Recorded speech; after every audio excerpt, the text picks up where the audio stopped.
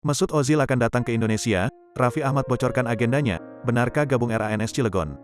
Pemain sepak bola asal Jerman ini akan segera datang ke Indonesia. Kabar kedatangan Ozil tersebut disampaikan pemilik dari Rans Cilegon FC, Raffi Ahmad. Kedatangan mantan pemain Real Madrid tersebut memang sudah lama dikabarkan.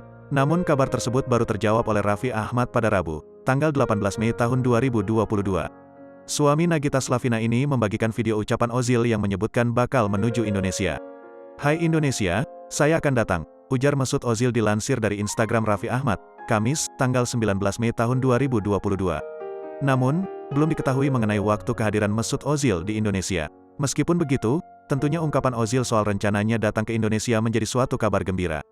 Terkait kehadiran Mesut Ozil, Raffi sedikit menjelaskan jika Ozil datang ke Indonesia untuk kolaborasinya dengan Concave Indonesia yang merupakan perusahaan di bidang alat-alat kebutuhan olahraga, salah satunya sepatu. Raffi Ahmad mengatakan bahwa Mesut Ozil adalah Creative Director of Concave Asia. Selain itu, Raffi menyebut pihaknya akan memberikan dukungan penuh untuk kehadiran